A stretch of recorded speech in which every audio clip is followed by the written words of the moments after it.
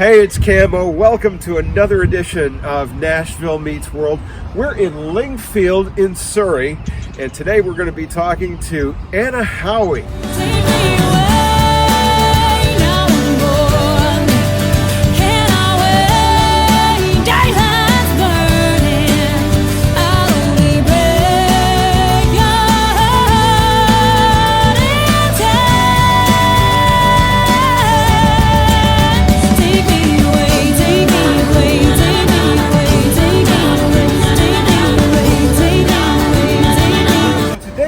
Anna Howie, you recently did a live stream on the channel. Thanks for doing that. You were amazing. Thank you. It was really fun to do. A lot of views on it. You've got a lot of fans. Yeah. Good to know. It was so lovely just seeing people pop up. I mean, I know the title of this is Nashville Meets World, but that's exactly what happens. Because just so many people from different countries just popping up and saying hi and having a listen, and it was really lovely. I enjoyed it. It's amazing when you see all the people around the world. I'm still getting used to that myself, and it's like a kid in a candy store. It's like, really? Somebody in South Africa is into it? I know. The power of the internet, right? So tell me about you. You're originally from London. Which is only London. 25, 30 miles away. Yeah, I grew up there. What part of London? The East. East End, Do East End girls really meet West End boys? not if their mothers can help it. No. So I grew up in the East End and lived in London till kind of my mid-20s, and then sort of thought, well, if I move out slightly, I can still get back in. I need to be within touching distance of London, just because I love it, and I just love the scene there, and I love playing there. Let's have a seat. So I moved out here. It's quieter. I moved out here into a bit of the countryside. Lingfield is quieter, but really quiet at the moment because of the virus. And no planes and all those things. It's odd because this is it's cool and cloudy today, and it literally has been like Southern California here for the past almost 3 months. It's been beautiful. I mean, that's probably saved a lot of people during the lockdown experience. It's just that fantastic which has really helped. So how long have you been here in Lingfield? About 15 years here. And it's a great place to be because you're kind of in between everything. Brighton is a little way up the road, London the other way, and then you've got all the airports obviously, so you can get away. Now, I read in your bio that you said you've been treated like a queen and treated like a nobody. Explain that. Well, I did for years. I was one half of a female vocal duo called Sirens. Right. So there were two of us, and we had often had a big band behind us, but sometimes it was just the two of us, and we did big kind of events all around Europe, really. And you just never knew what you were turning up to. People would hire us and we'd say, that sounds great, and off we'd go to do this gig wherever it may be. And sometimes it was in the fanciest of hotels, and sometimes it was in somebody's living room. And you just never knew, you never knew how you were going to be received at the time. And you just made do. If you had to get changed in the car, you got changed in the car. And that was fine. You just cracked on with it and sang some songs and went home, and it was actually really fun. I remember speaking to an artist in Nashville, and he said, well, I want to have this kind of stuff going on in my dressing room. I'm thinking, dressing room? You'll be lucky to get a stall in a restroom. I've never had to put a ride to rider or put a rider in for anything, apart from maybe the odd festival, but even then it's kind of like a bottle of water. It would be amazing. What's your favorite thing about doing it? It's changed. When I was doing events, when I was doing big events, we were singing mostly covers, and that was kind of all about other people having a good time. So you really, you really invested in the party sort of scene, and you were playing to songs people knew, and that got a great response. Since I've been writing my own material, which has been about 15 years now, it's very different. You know, I play a lot of singer-songwriter rooms, which are people crowded into a room really quiet, really listening to anything you've got to say. It's a very different vibe, and I love that contact with an audience. I love that kind of just seeing how people are receiving your songs and them coming up to me afterwards and saying maybe something's resonated with them, or just making that contact with people. I love that. You talked about it being two, completely different vibes. Which do you prefer, that party type atmosphere where you're constantly getting, because I always think of music and performing as a conversation, and so you have a really loud conversation, or you have this quiet, intimate chat. Yeah. Well, I mean, at some of my gigs now we get quite loud. I've got a lovely band with me, so we, sometimes we get quite rowdy, but it is now, kind of as I've got a bit older, I don't want to be doing, huge parties all the time. And I just love that kind of slightly quieter listening room. I just love that contact, really seeing the whites of people's eyes. I love that. Nice. One of the things you also have done is you've played on Radio 2 sessions with Brian May. Yeah. How cool was that? Yeah, that was very cool. That was lovely.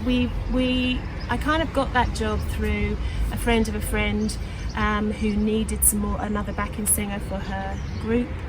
And we just went and we went to his house for a day and just rehearsed, and then we did probably one of the last sessions that Terry Wogan did on Radio 2, and I always loved him, so that was a big thrill for me as well to go on his show. So that was great, and Brian May was a lovely gentleman. He always comes across like that. I follow him on socials, and he just seems like a nice... Yeah, he was very, very lovely, very chilled. It was a really nice time. It's 18 years today as we shoot this that he stood on the roof of Buckingham Palace and played God Save the Queen. Wow. 18 years. Wow. Yeah. Well, that was a great moment, wasn't it? Yeah, it still chills. Yeah. Yeah. Do you see yourself as a songwriter who sings or a singer who writes? Now, actually, I'm going to say a songwriter who sings. Yeah. Maybe 5 or 10 years ago, it would have been the other way around, because singing was very much what I did to earn money, and although I loved it and I felt very lucky to do it, the singing was the thing, and I was singing other people's songs. And now I'm kind of writing my own stuff, and I do some covers, but mostly it's just stuff that's come from me. How did you actually get into singing? Was it something as a child that you thought, I want to be a singer someday, holding your hairbrush and singing into that? Yeah, I did. Girls just want to have fun. Yeah, a lot of that. Yeah. I mean, I remember kind of being, at school, in primary school, being, if ever there was a solo that needed taking, I always remember being pushed to the front, or Anna will do it, Anna will do it. And I think Anna would do it. I was quite happy for that to happen. And then it was when I went to university that I did backing vocals with a band there, and that was the first time that I'd kind of got on stage and kind of been part of a band lineup. I just loved it. And then when I left university, I actually wanted to go into acting, but I just started getting more and more singing jobs, and in the end I just went with that role, which was lovely. What has been the highest high you've had as an artist? Wow. The highest high have actually probably been some of the quietest moments. I've definitely had moments with just me and a guitar in a room full of people where I thought, I actually feel like we're in this together and there's a real connection, and I get a huge high from that. Also, my EP that I recorded in Nashville last year, it was the first thing I'd ever released as a solo artist, and it went to number 5 in the UK chart, so I was thrilled with that. Wow. So that was a really great that was a really great moment as well. That was a lovely day. Now we're going to go the other way. What's the lowest low you've had as an artist? Gosh, the lowest low. That's a really good question. I think probably just days where you find it really difficult to kind of keep pushing on. You know, it does sometimes feel it's hard work. Any artist can tell you that it's hard work to keep going, to keep your socials up, to keep all the stuff, all the other side of things that you have to do. It's no longer just writing songs and recording them. It's social media presence. And, you know. It's all of the stuff that goes with it, which is hard work. And you face a lot of rejection, you know, huge amounts of rejection. And you kind of just have to toughen up to that a little bit. And just push forward. But yeah, I've definitely had days where I've thought, why am I doing this again? You know, what am I doing? Why have I set myself up for this, you know, just this being such hard work? But they're few, and they definitely get fewer as I've gotten older, you know, because I definitely ride the weather better than I used to, I think. I know the feeling. When I first started in radio, I was working overnight, and it'd be 3 o'clock in the morning, and you get really philosophical. You know, if a tree falls in the forest and there's no one around to hear it, does it make a noise? Am I even here? Yeah. Yeah, it gets a little weird sometimes, but then you'll do something, and that was excellent. You know? And I find that those moments quite often follow on from each other. You know, just when you hit a moment where you think, you know, all right, I'm playing my favourite song to one person in a room and they're not listening. You know, when you go from that moment and then all of a sudden something great happens and you think, oh, this has lifted me back and I'm back on the track now. It really is a balance as an artist. It kind of the whole yin and yang thing really applies, because you just get enough of those big moments to fuel the moments that are really awful. And keep you striving on as well. But do you know, one of the things I've loved about watching live streams, different artists doing live streams during this lockdown time, is that you realise that actually when you cut away all of the faff, you know, the makeup and the hair and all of the big gigs, all of that, and you strip it back. People like Brandy Clark have gone just straight back to her and a guitar, which is where it will all have started. And I've definitely gone into that kind of mindset of, you know what, when it all gets tough, I'm just going to pick up my guitar and I'm just going to play, because actually that's what I'm here for. That's what I'm doing. Now tell us about Nashville, because we have a lot of viewers there. What was it like going there as kind of an outsider for the first time? Yeah, it was fascinating. I loved it. You know, I'd been kind of building up to going there for a while, and I really wanted to go. It sort of felt like I should go. And then the time came for me to do a new EP, and I've got a mentor in Nashville called Mark Corley, who's an author and songwriter. Yeah, Mark has done some incredible work. And he kind of, I was talking to him about it, and he said, you've got to record, you've got to come here, put the two things together, come here and do it. And it was lovely. People were so warm and accepting, and I also got to do, while I was out there, a writing, kind of 5-day writing workshop with Gretchen Peters. Oh wow. Which was just fantastic. So, that's working with one of the best. Yeah, absolutely. So I just kind of absorbed everything she had to tell me, and yeah, it was a really, I went on my own. It was a real adventure, you know, and I loved it. Yeah, I'm definitely going to go back when all this is over. It's a totally different environment.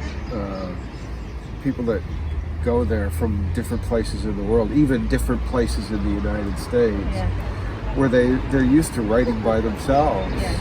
You go to Nashville, and now writing by yourself is just a rarity. It's all about the co-writing. Yeah, all about the co-writing. Everything is set up for music.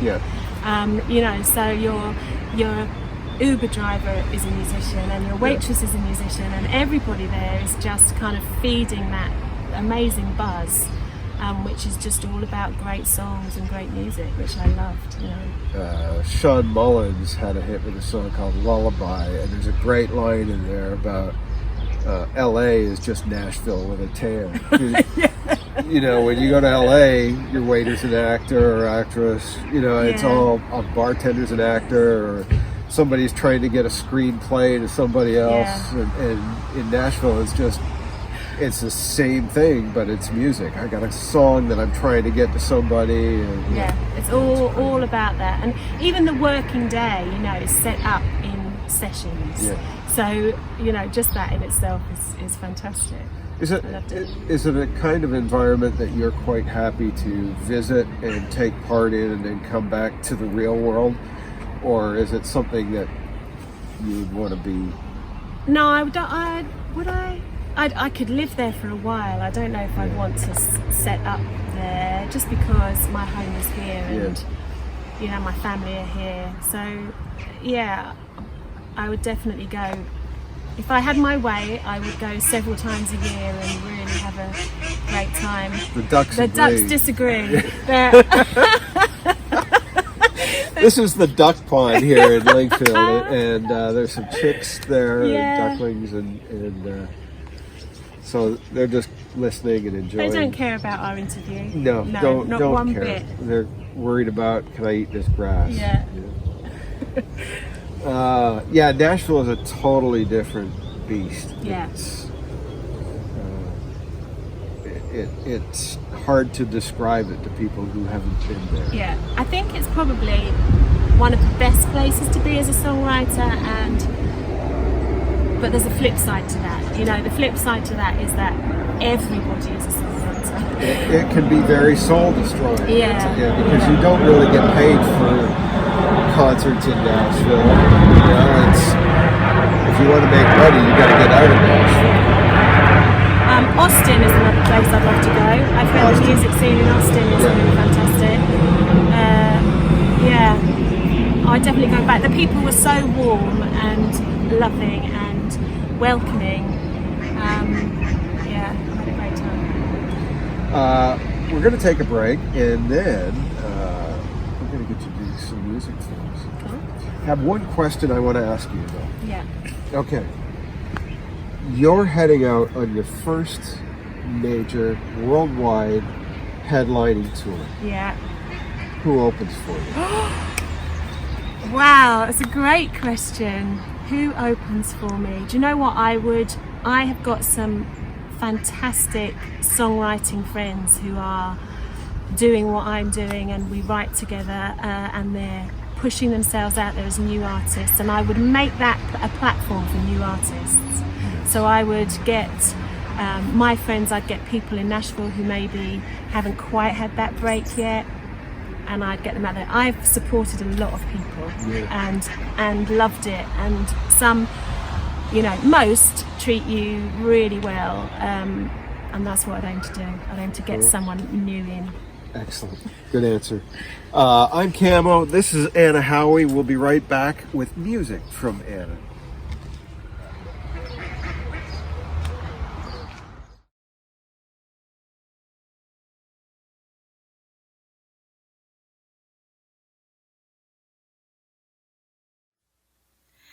They said if I did coke, I could party all night. You're gorgeous. Thanks, Mom. Have a great time. Hi, Dad.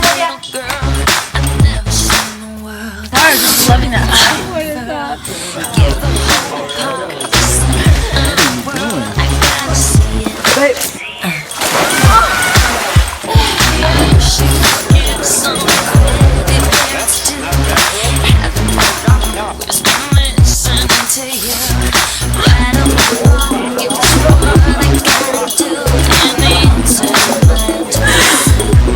Come on, girl, you really need to open the door.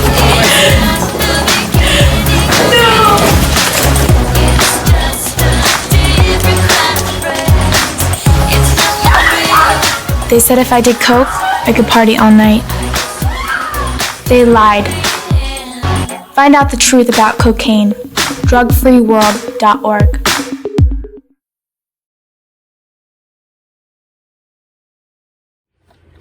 Welcome back to Nashville Meets World. I'm Camo, and my guest today is Anna Howie. It's so much fun talking to you. It's lovely to be here. We're Thanks for here having at me. your home, just outside of Lingfield. Yeah.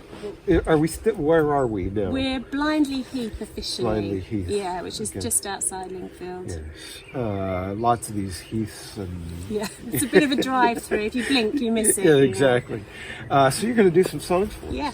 Excellent. Yeah. Okay, we'll leave you to it and have fun. Thank you.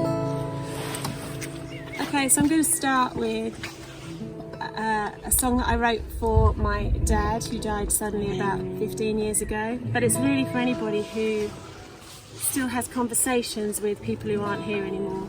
It's called Pull Up a Chair. I've got so much to tell you. It's been a long time. You'll smile when you see Stanley's taller than me. When we all stand in a line, I bet you still think of me as a girl on a mission who just wouldn't listen. I've changed, I swear. I've got so much to share. So pull up a chair and we'll chat about the week that I've had. You'll hug me until I can't breathe. I let my tears on you sweat. You see your treasure till it goes in the washing machine. I'll imagine you there, and I'll pull up a chair.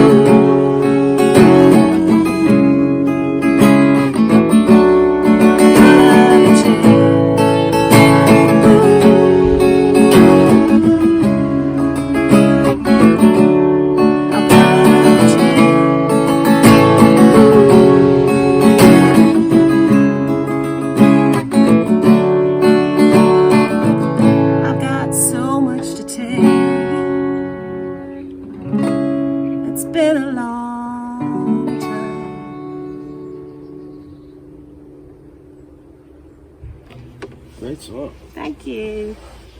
Hit us with another. Okay, so this is a song I wrote for one of my teenage daughters after I picked her up from a night out. And this night out had been a long time in the planning, so she had been really looking forward to it, and it had been a big build up to what she was wearing and everything. And I'm gonna say it didn't quite go to plan. This is called In the Morning.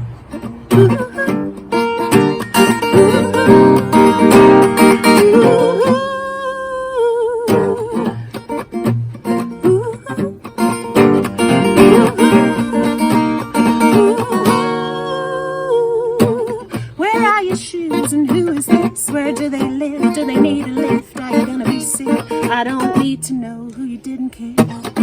Why'd you call me up at 10:30 and I'll pick up again and again? Were you falling out with your friends? At least you're not dead then. I've been going out of my mind just fine. Oh, fine. It's just another night. It's gonna be alright. It won't matter in the morning. I know he made you cry, but you don't even like that guy. I might not be this nice in the morning.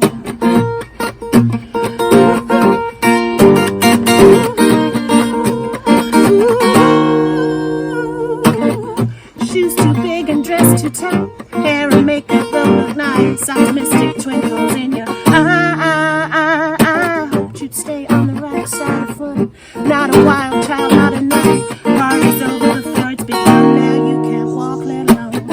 I've been going out of my mind just fine. Oh, fine. It's just another night. It's gonna be alright. It won't matter in the morning. I know he made you cry, but you don't even like that guy. I might not be this nice in the morning. It's just another night. It's gonna be alright. It won't matter in the morning. I know he made you cry, but you don't even like that guy. I might not be this nice in the morning. In the rearview mirror I see a mixed up girl who looks a lot like me.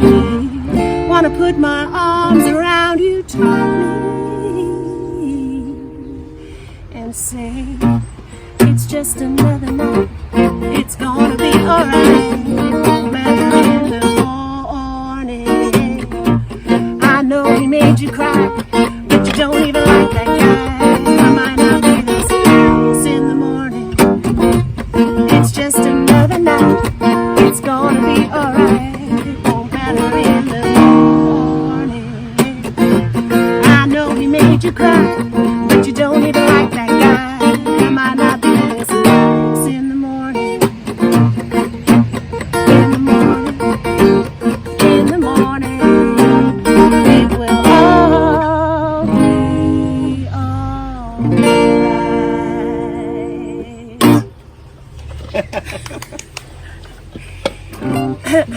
Okay, shall I do a new one? Yeah. Shall I do a brand new one? Okay, so this is a song I've written really recently, and it kind of fits in with people being in lockdown, but I actually wrote it for a friend of mine who's found herself on her own for the first time in a long time. And really, she's kind of saying, stop ringing me. I'm fine.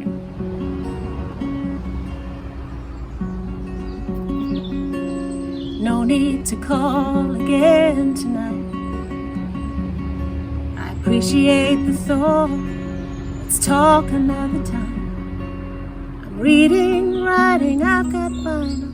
My phone lights up, it makes me smile. Filling time. I'm alright. I'm getting by, I'm lonely tonight. You're worried, but there's no need to be. For the first time, I'm making friends with me.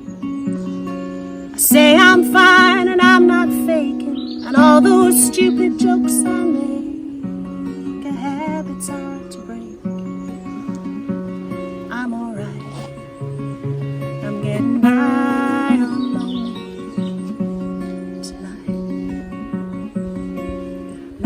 sleeping deep at night, stretching out across his side, doesn't feel so new. And if I wake before it's light and all I want to do is cry, that's just what I do, and that's alright.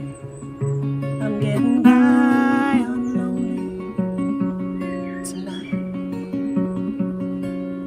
The old me would have run to someone new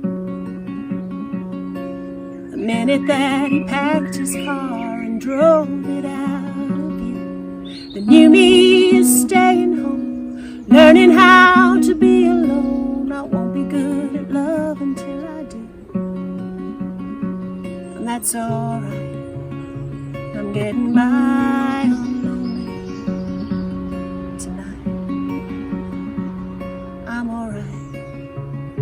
I'm getting by on lonely tonight. It's alright. I'm fine.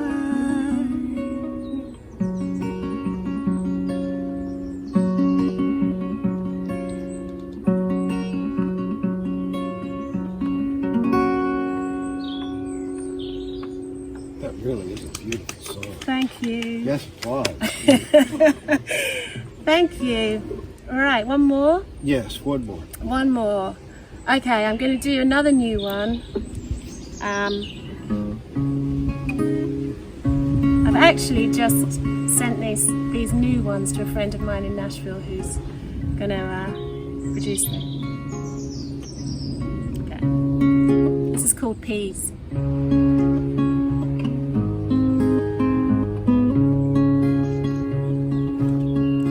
We've been drinking and sinking into some hazy stuff.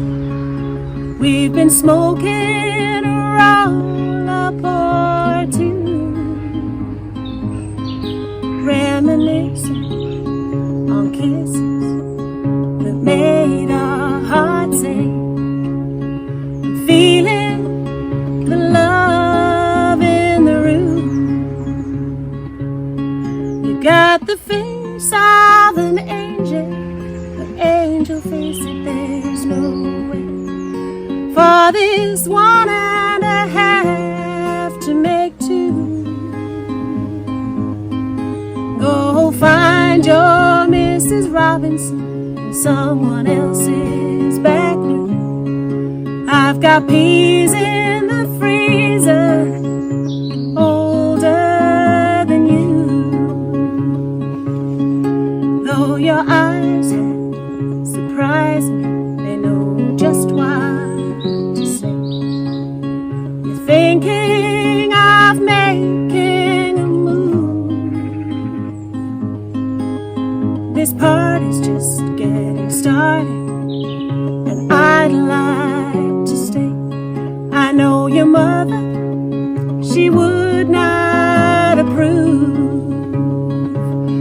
You got the face of an angel, but angel face it, there's no way for this 1.5 to make 2. Go find your Mrs. Robinson in someone else's back room. I've got peas in the freezer, older than you. You see these lines round my eyes, they show you I'm wise. I've spent a lifetime not thinking things through. Go find your Mrs. Robinson in someone else's back room. I've got peas in the freezer, older than you. I've got peas in the freezer, older than you. Very nice. Thank you. Anna, those are great songs. Thank you very much. I thought when you said peas, I thought, is it peas or peas? It's definitely peas. Peas, yeah. Yeah, yeah. How can people get in touch with you to connect with you on socials? Please do. I mean, I'm all over everything. I'm Yeah. on Twitter and Instagram, Anna Howie Music. My website is annahowiemusic.co.uk.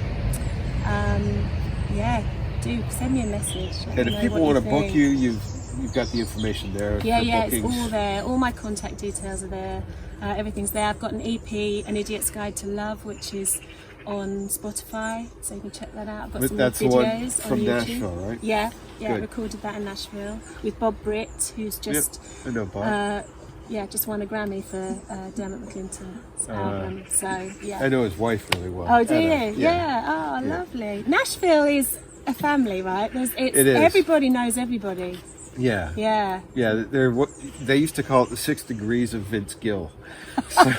Just how far away you are from Yeah. him. Yeah. Yeah, I'm actually 1 degree away from Vince Gill. Oh, okay. A number of different ways, but I used to live in a house that was 4 doors down from the house that Vince Gill lived in. Oh, okay. That was actually one of my regrets of Nashville. From my trip to Nashville was that I didn't see him. Oh, is yeah. it the time hop? Time Jumpers. Time Jumpers. Yeah. I needed to see that. That For pretty some much reason I sells out couldn't. just Yeah. about every night. Yeah. That looks so good. Well, thank you for being on the show today. You're the first guest with the new base here in the UK. And, Great. Thank you for having me. Really It's been appreciate it, lovely. and thanks again for your concert that you did. It was really good. I enjoyed Really it. appreciate Anytime. Thanks for watching Nashville Meets World. I'm Camo, and make sure you check out our sponsors, Empower You and WINEntwine. We'd love to see you next time. Thanks for watching. Thanks, Anna.